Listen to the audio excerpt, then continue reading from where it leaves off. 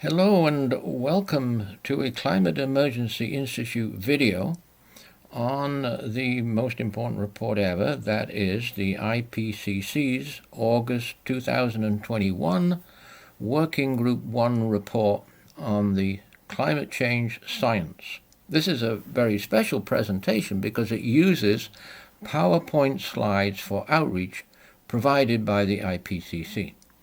This makes this the best single product from the IPCC on this most important Working Group 1 report for a general audience. I'm Peter Carter, Director of the Climate Emergency Institute, and I will be taking you through this PowerPoint presentation. So off we go with the first slide and the opening text.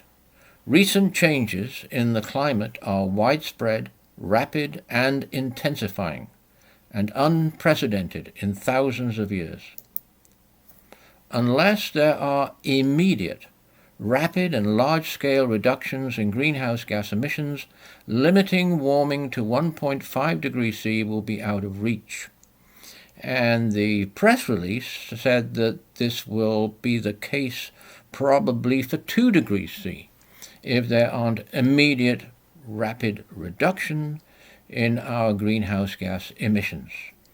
That is the key, most important message from this most important IPCC report. The report says it is indisputable that human activities are causing climate change, making extreme climate events, including heat waves, heavy rainfall, and droughts, more frequent and severe. Climate change is already affecting every region on Earth in multiple ways. The changes we experience will increase with further warming. There's no going back from some changes in the climate system. However, some changes could be slowed and others could be stopped by limiting warming, and that requires immediate emissions reductions. To limit global warming, strong, rapid, and sustained reductions in CO2, methane, and other greenhouse gases are necessary. So here is something new from the IPCC in this report. They stress that methane emissions have to be slashed immediately, as well as carbon dioxide. And they say this would not only reduce the consequences of climate change, but also improve air quality. Here is a new resource provided by the IPCC Working Group 1.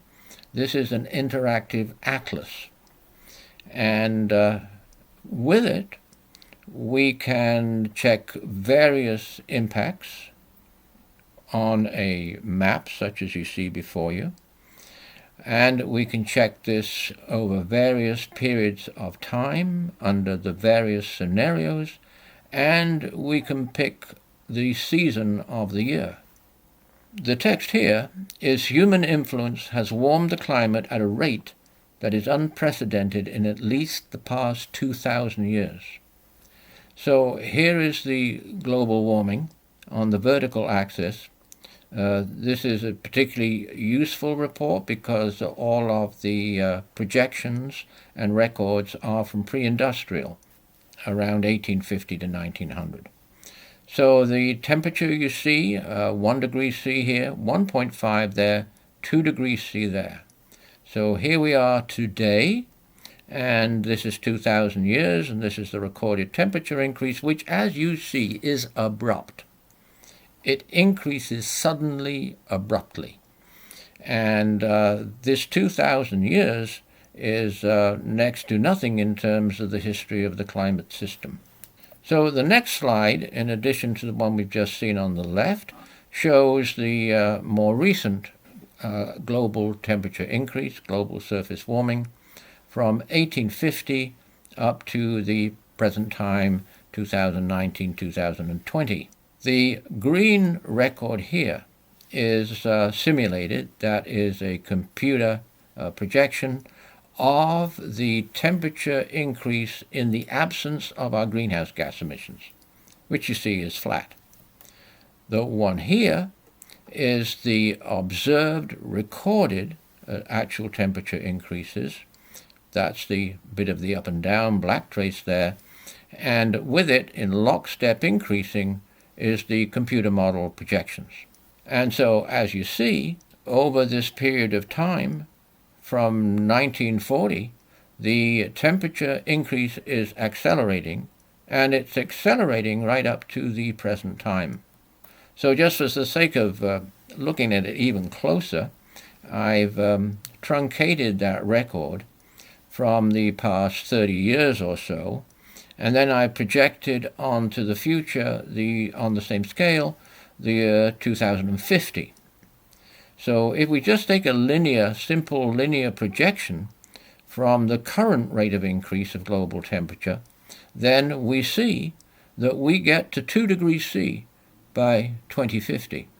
And this agrees with models, projections, for example, in the 2018 IPCC 1.5 degrees C report.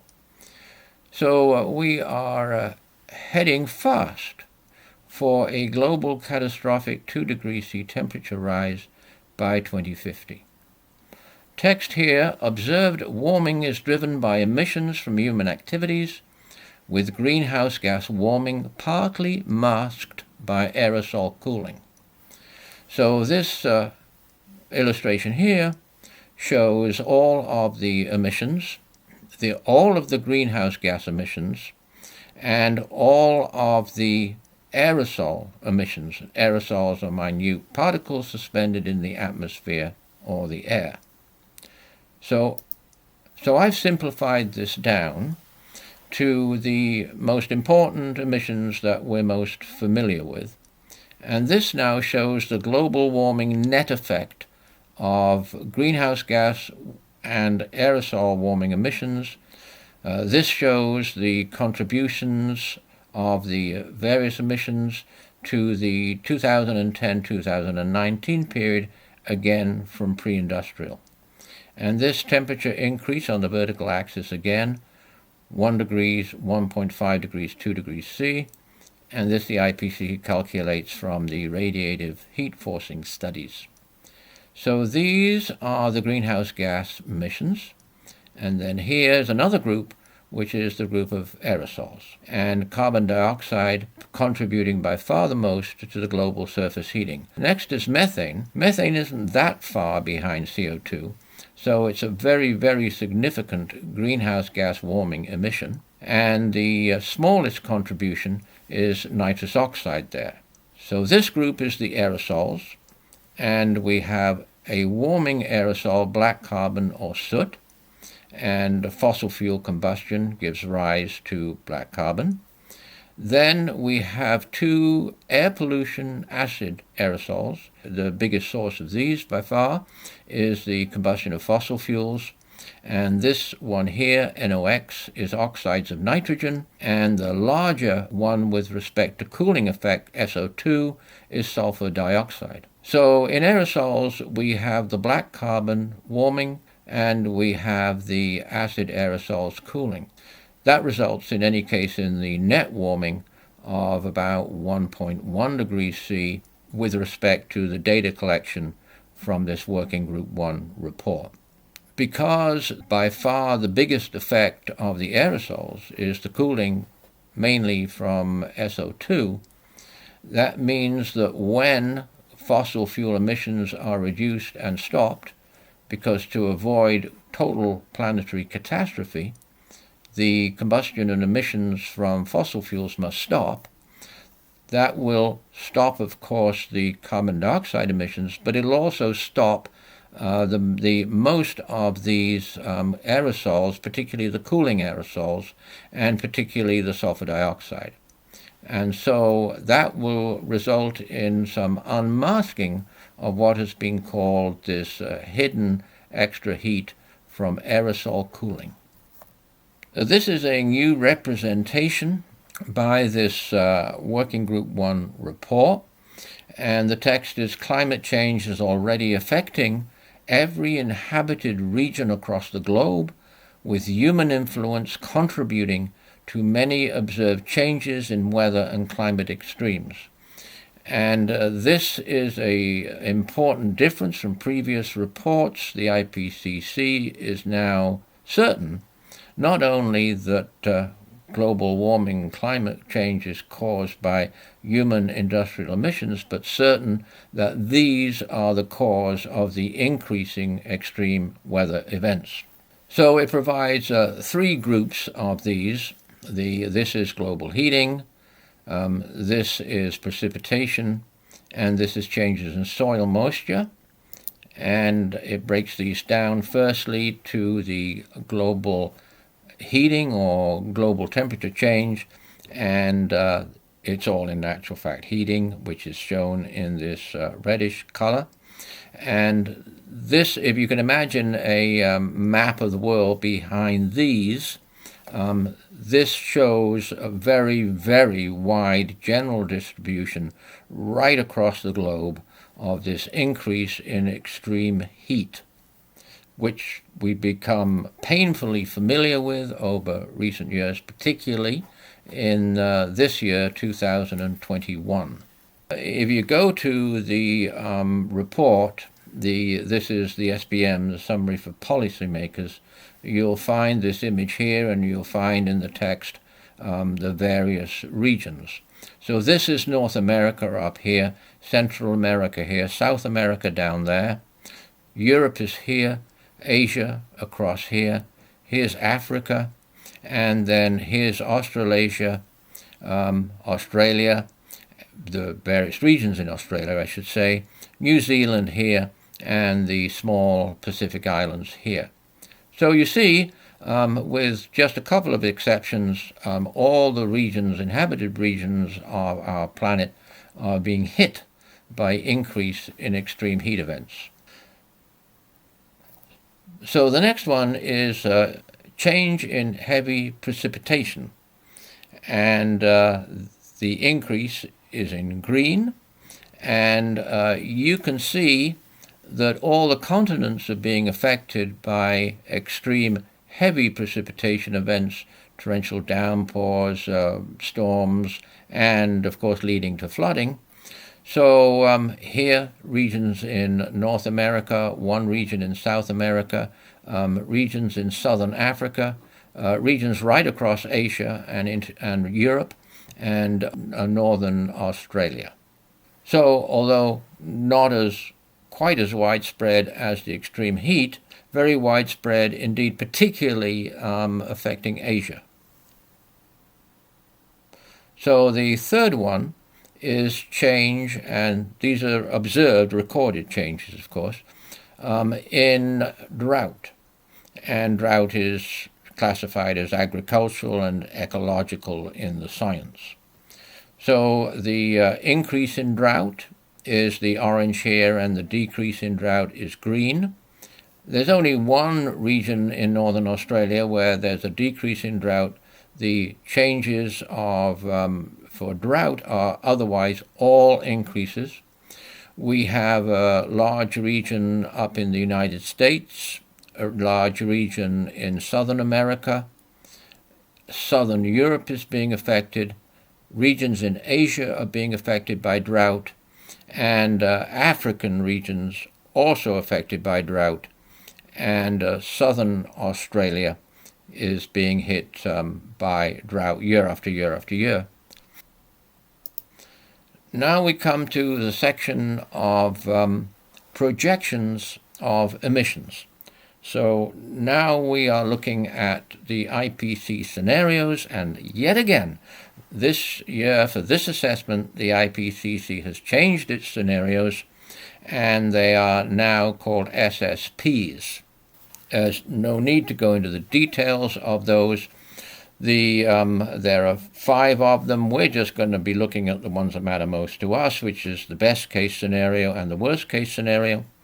Worst case scenario 8.5, equivalent to the previous scenarios for AR5 of RCP 8.5, and this is in maroon here. And then there are 2 so-called best case scenarios, which is a difference in the scenarios that the IPCC has produced and used before, but the best case scenario, which is the all-important one, is the one in blue here. So here's the time frame, which goes up to 2100, and on the vertical axis the amount of CO2 emissions in gigatons of CO2 per year, billion tons of carbon dioxide per year. Now I've added a scenario, this green one here. This is the best case mitigation scenario of the 2018, most important also, 1.5 degrees C report, which showed the world that we are and were in, and it's now dire and increasing, a global climate emergency. From this, you'll see that there is a rapid decline in emissions on and from 2020.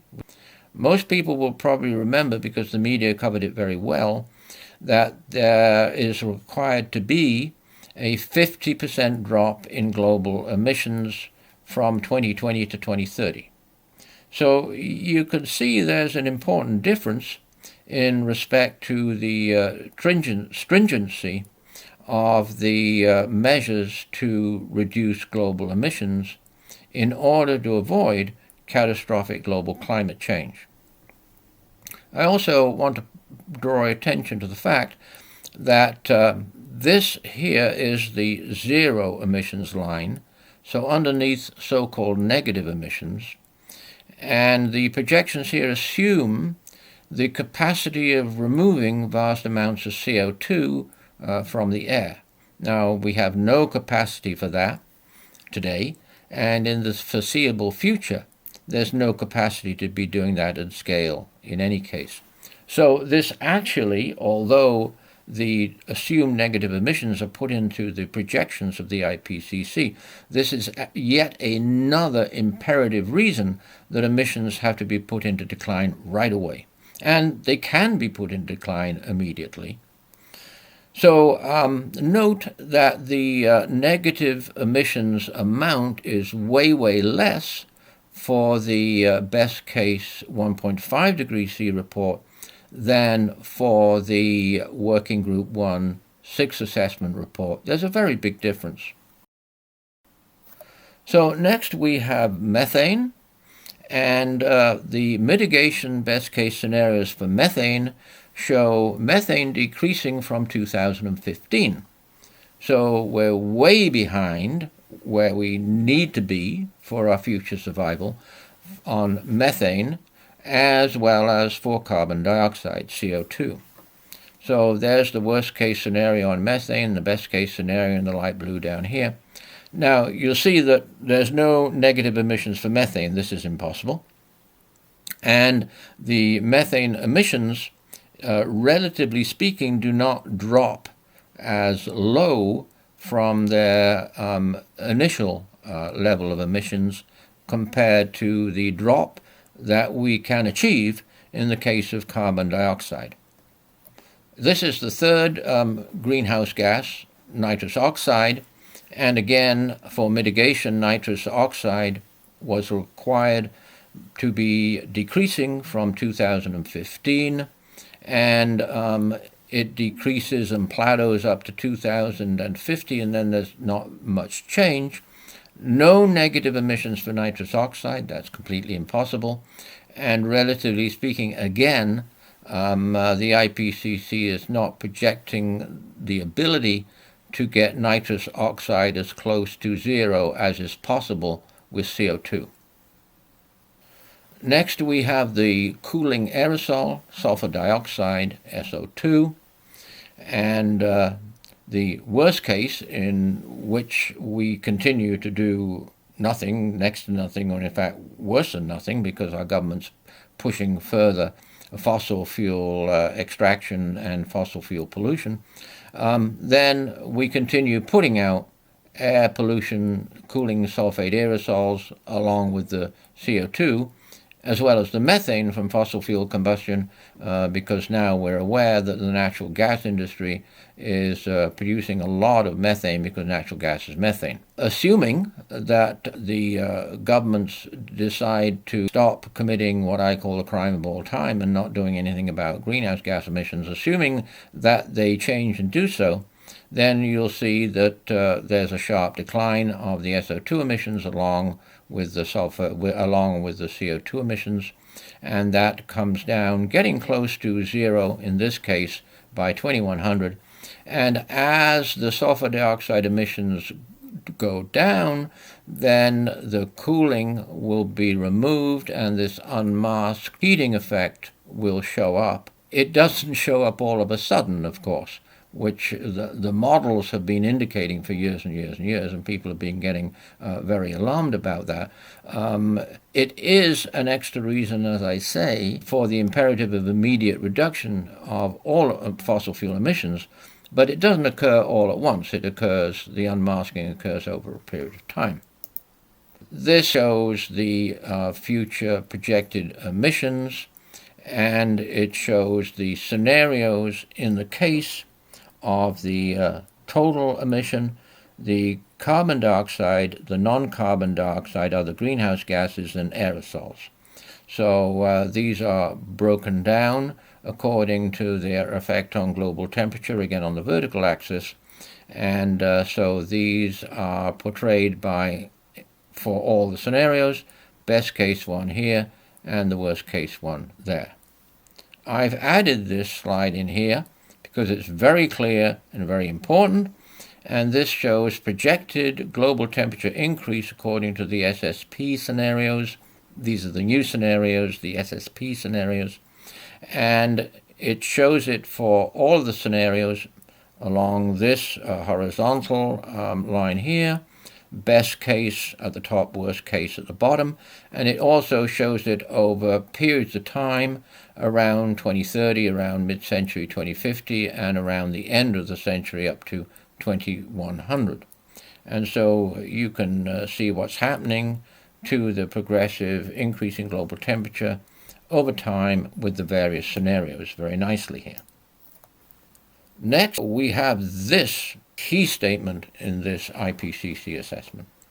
With every increment of global warming, changes get larger in regional mean temperature, in precipitation, and in soil moisture. There, primarily, we're talking about drought, of course. So they have 4 groups of the projections that are mapped, showing the regional changes, and the 2 here are temperature. This is the present time. This is the projection, 1.5 degrees C, 2 degrees C, and then this is precipitation, 1.5 degrees C, 2 degrees C again, and this is soil moisture change. This is broken down then according to the global temperature increase, showing the regional temperature increases. This is the observed actual recorded temperature up to the present time of about 1.1 degrees C. And this is what the models got it to. So they're all practically the same. One difference is that you see this big blob of blue cooling in the North Atlantic. This doesn't show on this particular model projection. It is extremely important. This is the result of the huge amount of fresh cold water being released from the melting of the Greenland ice sheet surface. And this is now enough, it's been enough for a number of years now enough to actually show up on the satellite observations. And this is important because this causes the problem with the MOC, the meridional overturning circulation, or the Great Conveyor Belt, and that in itself is another completely different cause of abrupt and extreme changes. Here then is the model projection up to 1.5 degrees C, and here it is 2 degrees C. Clearly, the northern hemisphere, as you can see here, the northern hemisphere is already heating up faster than the southern hemisphere, the Arctic heating up fastest of all, and there is a huge comparison, very awful comparison, of the regional temperature changes at 2 degrees C compared to 1.5 degrees C. You can see the Arctic heating way more, way worse, Northern Hemisphere heating way worse at 2 degrees C compared to 1.5 degrees C. 2 degrees C is truly catastrophic. It is or has been, an unthinkable predicament that we would be allowed or allow ourselves or have our governments put us into.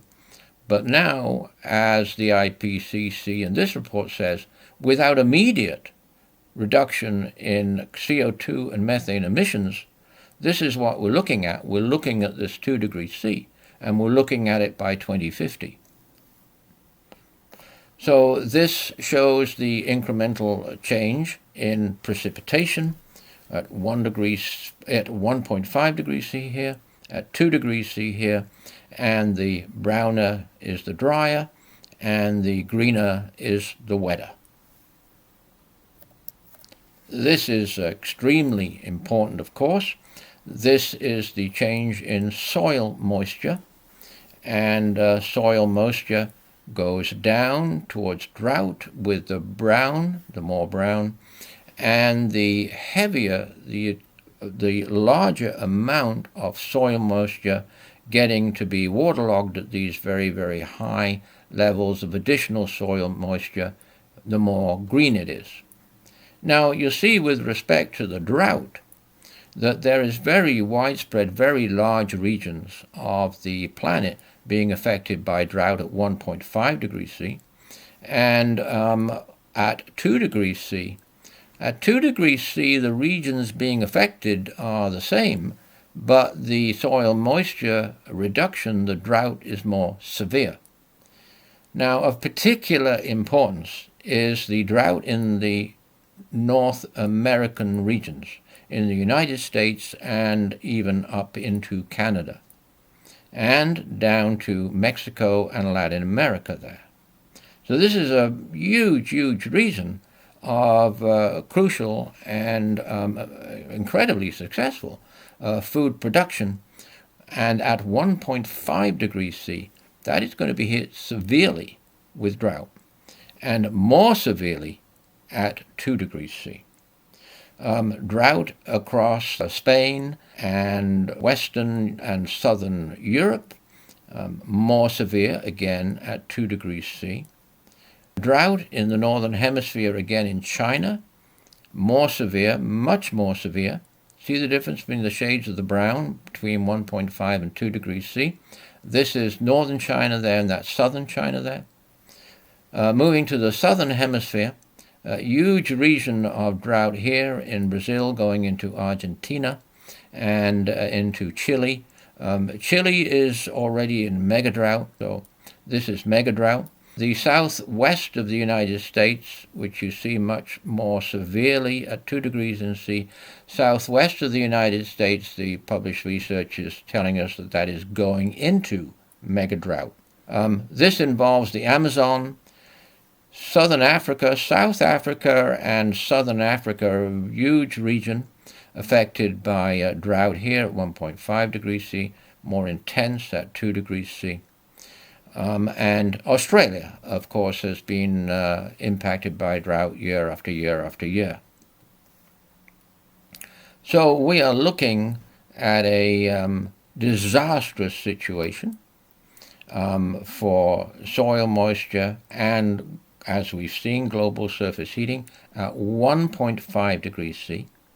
1.5 degrees C will be disastrous, multiple severe extreme weather events, and way, way more severe, affecting the same regions, widespread, crucial global regions, at 2 degrees C. So here's another compilation of images. Looks rather complicated to begin with, but actually this is very good.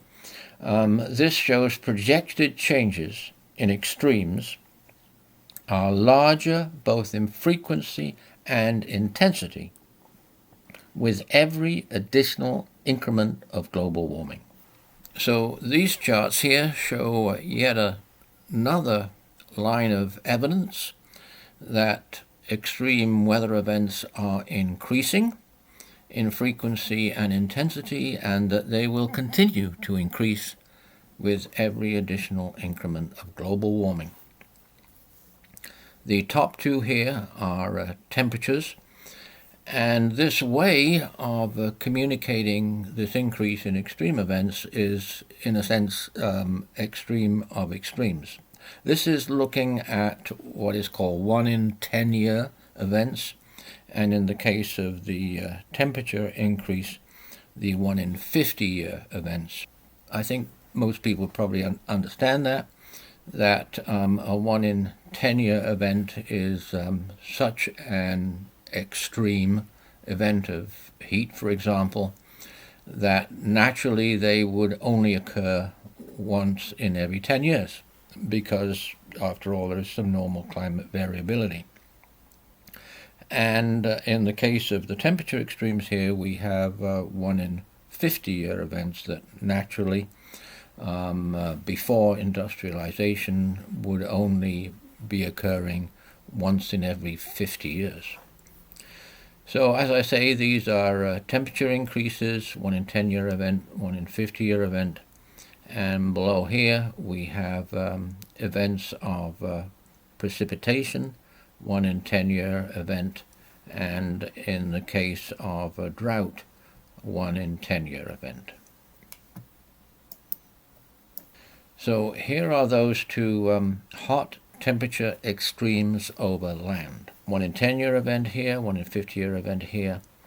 And this takes us from the pre-industrial, 1850 to 1900, up to the present, and then projected with the computer models, of course, to 1.5 degrees C, 2 degrees C, and 4 degrees C. These dots here are a very clever way of showing this increase, starting at a unit of 1 with the pre-industrial situation, and then increasing over these various temperature increases. And this is frequency here, and here it is given in numbers, and bottom here is the increase in the intensity of those 1 in 10 year events and 1 in 50 year events. And so the frequency here, unit of 1, the present time, there's been an increase of nearly threefold in the likelihood of 1 in 10 year event. And at 1.5 degrees C, that's a fourfold increase. At 2 degrees C, it's a 5.5 approximately fold increase. And then at 4 degrees C, 9.5 fold increase. And along with this, of course, this is the temperature increase here on the vertical axis, again at the bottom row for intensity. And with every increment of global surface warming, mean global surface warming, with every increment, the intensity of these 1 in 10 year events increases considerably. The 1 in 50 year event is even more dramatic. A unit of 1 for pre-industrial. So around present time, that's increased 4.8 fold, and at 1.5 degrees C, 8.6 fold, and at 4 degrees C, it would be 13 times increase of the natural pre-industrial situation. And similarly, of course, the intensity increases as well as the frequency, again, very considerably with each increment of global surface warming.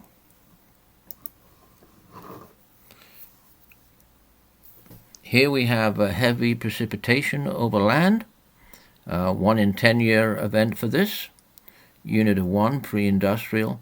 At the current time, there's been a 1.3 times increase in that incidence, and at 1.5 degrees C, it's 1.5 fold increase, 2 degrees C, 1.7 fold increase, and at 4 degrees C, increase 2.7 times. So heavy precipitation on land, the intensity of that precipitation, and my gosh, we've seen some extremes example of that, including over the United States, for example. So those intensities increasing. Here is drought, again a 1 in 10-year event. At the present time, likelihood of drought has increased 1.7 times. At 1.5 degrees C, it's increased 2 times. At 2 degrees C, the drought situation's increased 2.4 times, and at 4 degrees C, 4.1 times, a fourfold increase. And so, of course, the intensity of the drought, as well as the frequencies, substantially increases. So here we have another way of showing that at each increment of global surface warming, both the frequency and the intensity of these extreme events, which will hit populations and ecosystems and agricultural regions extremely hard, more often and harder with every increment of global warming. This is something which is most importantly, and it's new, it's a new finding with this Working Group 1/6 assessment. And the text here is, this is to do with the carbon sinks. The proportion of CO2 emissions taken up by land and ocean carbon sinks, it says, is smaller in scenarios with higher cumulative CO2 emissions. So that's a little bit of a roundabout way of saying that the more CO2 is emitted by human activities, the less of that CO2 is going to be absorbed and so-called sunk by the land, primarily forests, and by the oceans. Because, as we know, up to the present time, the amount of CO2 which has been emitted and accumulating in the atmosphere has actually been buffered, has been reduced by the forests and oceans taking up more and more of that CO2 as we are emitting more and more. Well, this is not going to continue, and this is what the models show now. And the the absorption of the increase in atmospheric CO2 by the forest and ocean sinks will progressively weaken. Those sinks will get less efficient with continued CO2 emissions and continued increase in global surface warming. So what you see here is the amount of CO2 which is being absorbed by the ocean at the top there and at the land at the bottom, and there, with an increasing scenario, we've got more being absorbed, but the sinks are weaker, so there's more left in the atmosphere. And a higher emission scenario, again, more is being absorbed, but more left. And the same situation as we go up to the worst case scenario with the highest emissions throughout the century. So this century, the IPCC is saying that those carbon sinks are going to weaken, their efficiency is going to become less, and there will be progressively more CO2 left in the atmosphere as less of the CO2 is sunk. And as a result of that, progressively, of course, there will be an additional boost to the amount of global warming, which is already accelerating, as we've seen. And this weakening of the carbon sinks will give a further boost to that acceleration. So obviously this is one more huge imperative why global emissions have to be declined immediately and rapidly. So here is a number of projections of impacts of atmospheric greenhouse gas pollution, and the text is human activities affect all the major climate components, with some responding over decades and others over centuries. So this is the global surface temperature increase relative to pre-industrial, and this shows us from 1950. The black is the historical recorded temperature increase, of course, and then it's projected according to the various scenarios up to the end of this century. Vertical axis, global temperature increase. So the worst case scenario is this one, 8.5, and the best case scenario here, the blue one. The global temperature continues to accelerate faster in all of the scenarios apart from the two best case scenarios, but the best case scenario temperature increases do not plateau, do not stop increasing completely until mid-century.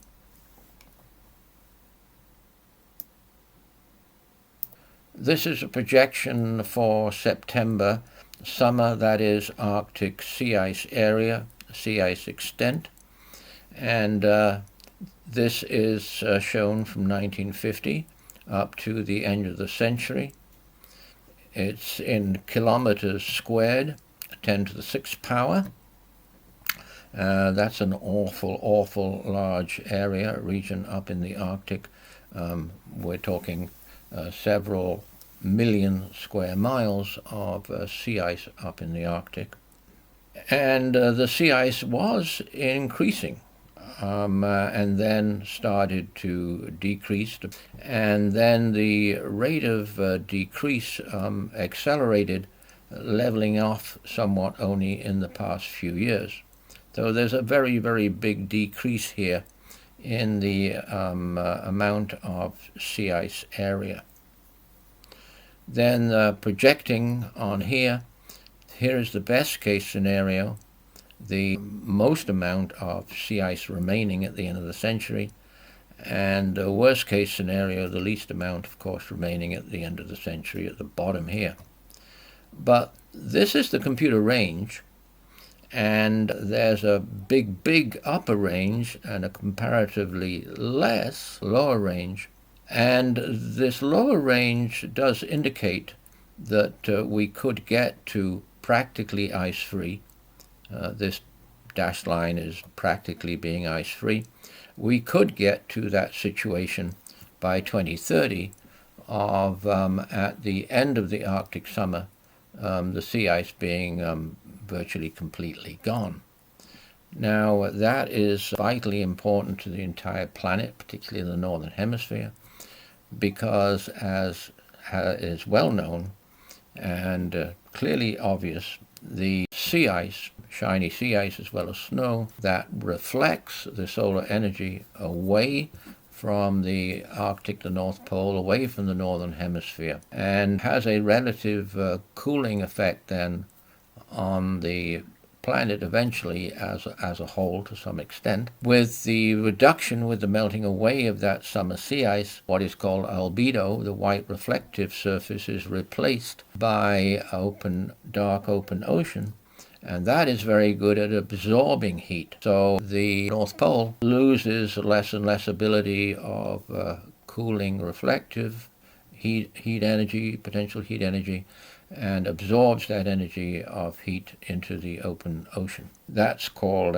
less albedo, and it's a feedback which is called the ice albedo feedback.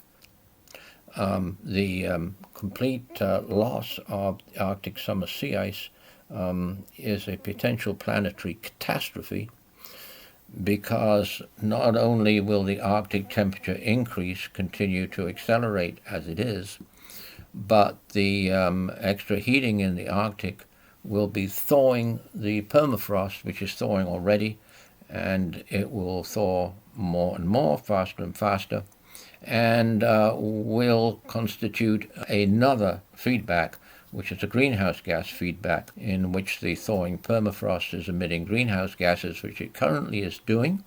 It's emitting methane, and carbon dioxide, much more than has been expected, and also is emitting nitrous oxide, the third major greenhouse gas. And so here we have a combination of enormous sources of feedbacks. We have the sea ice. In addition to that, we have the snow, which is about the same. And then we have these greenhouse gas feedbacks. And permafrost contains double all the carbon in the atmosphere. Next, we go to ocean acidification. This is a historical record and then a projection which shows a decrease in how acidification in the ocean is measured, which is by pH. That's by hydrogen ion potential. And there's an inverse relationship. As pH goes down, as you see here, ocean acidification increases. And so the worst case scenario, the pH is the rate of decline of pH is increasing, and in the best case scenario, decline in pH continues until mid-century, as you see here, and then levels off with the best case scenario. Just to illustrate this so that you can see it in your mind better, I've just inverted that graph to show relative acidity of the ocean, relative acidity. Worst case then, accelerating up to the end of the century, and the best case scenario, you see here it continues to increase, doesn't level off until mid-century, and then after that it begins to decrease.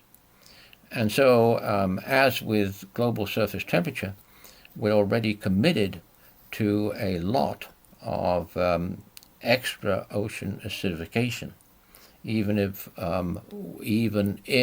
we must put our emissions, global emissions, into immediate and rapid decline, we're still going to get a lot more surface temperature heating, and we're still going to get a lot more ocean acidification. More add-on imperatives for putting the emissions into decline immediately. Next is one we hear perhaps most about, which is sea level rise. And this is sea level rise again relative to 1900, and it's shown from 1950, the black being the current record. Sea level rise, as you can just make out there, is currently accelerating. And the scenarios, more sea level rise faster, sea level rise with the worst case, continued sea level rise with the best case, but less, of course, than the worst case, but it continues even under the best case scenario.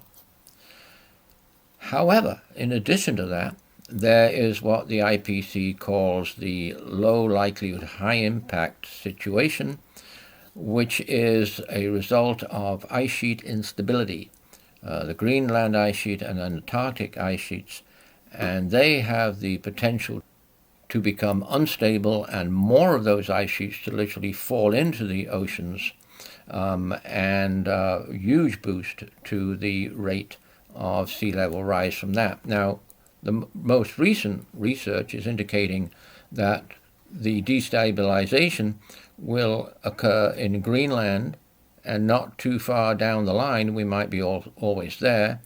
That instability the scientists have known for a long time, but more recently there are bad signs of the potential of the massive Antarctic ice sheet to become unstable, and thereby more masses of ice melting into water, raising the sea level much faster, much faster, as you see on this dotted line here. This is the last image on sea level rise, but it's a very important image in general. There's the worst case, and there's the worst case with the ice sheet destabilization. And of course, sea level rise, accelerating as it is, continues to increase long after 2100.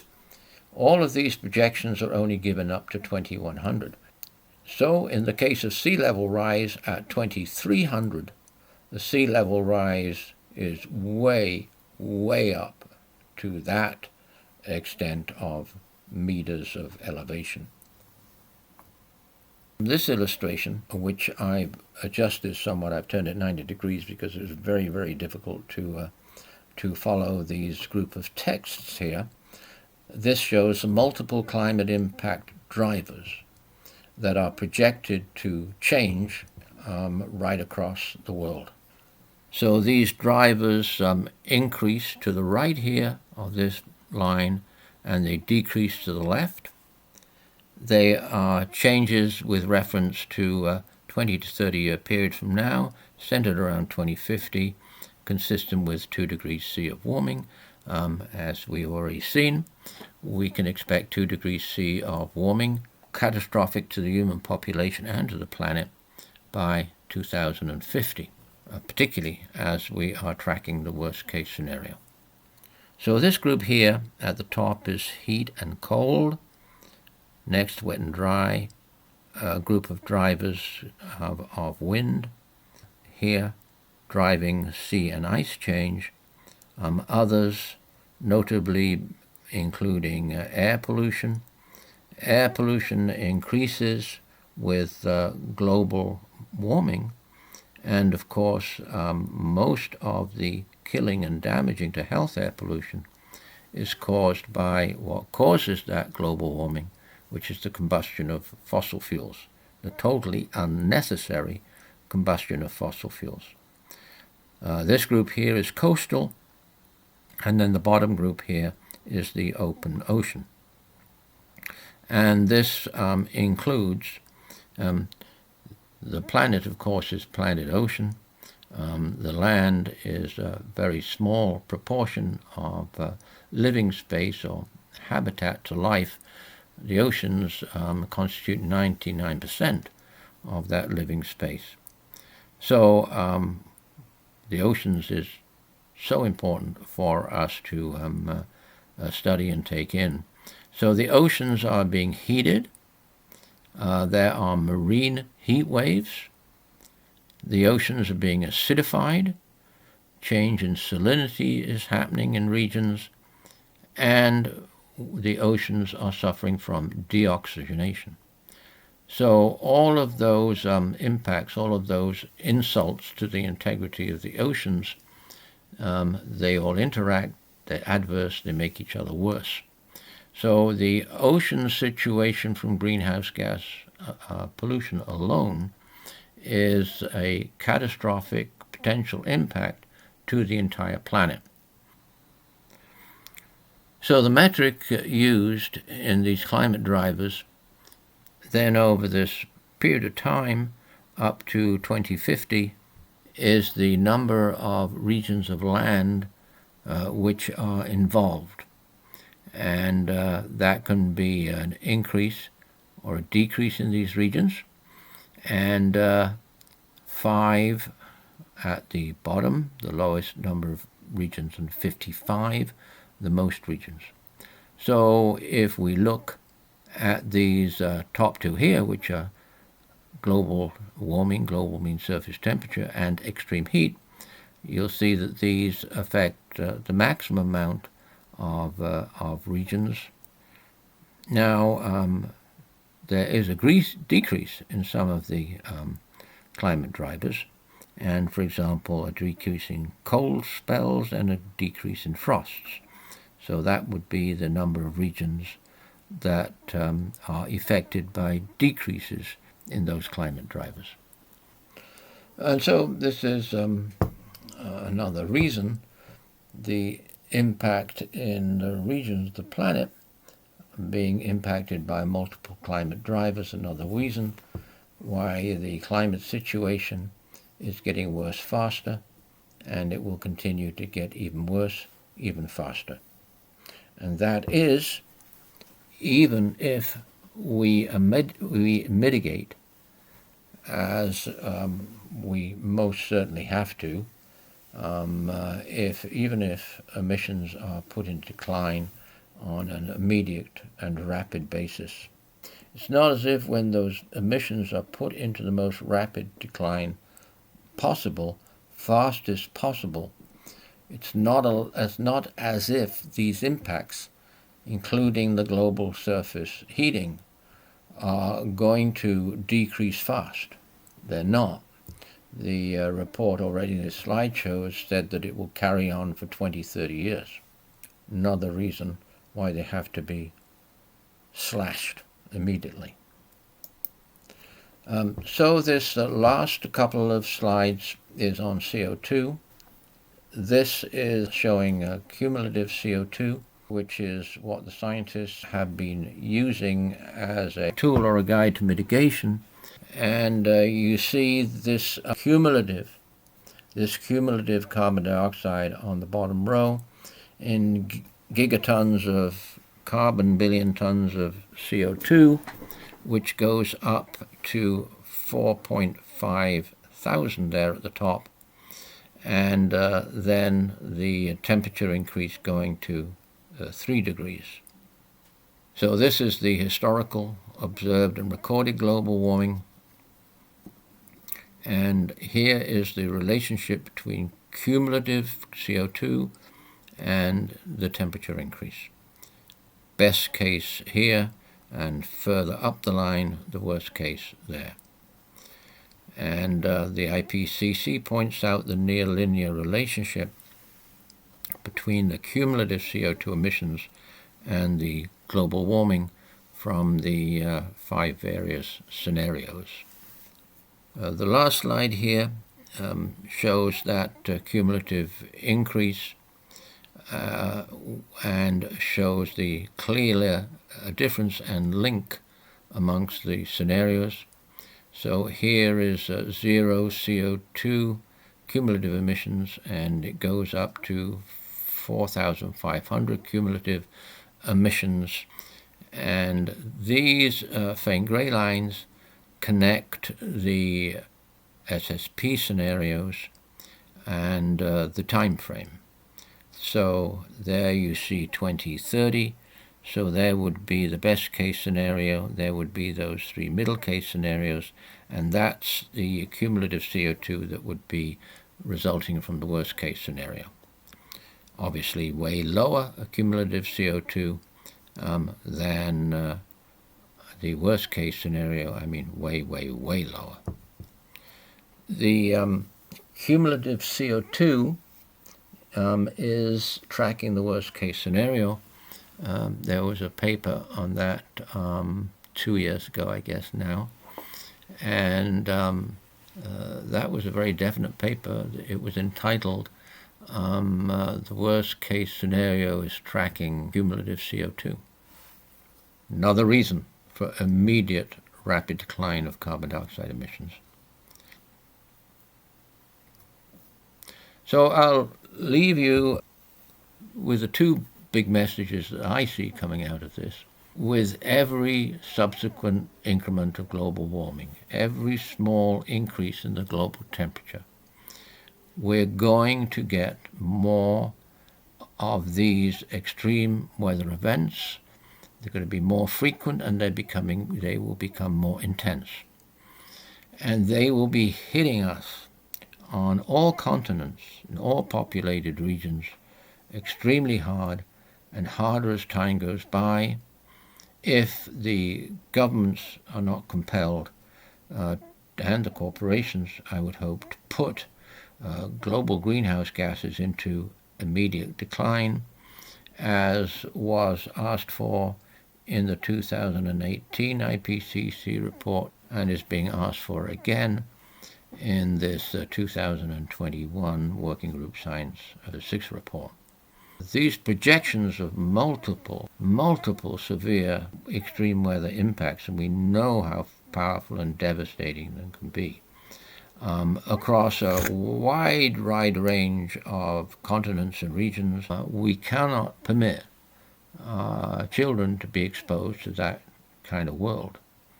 And so this is the last slide with the thank you from the IPCC, Working Group 1, the science group, and my thanks to the IPCC this time around, providing these slideshows for authors. And very clearly, this is a globally catastrophic situation that we're in. So thank you.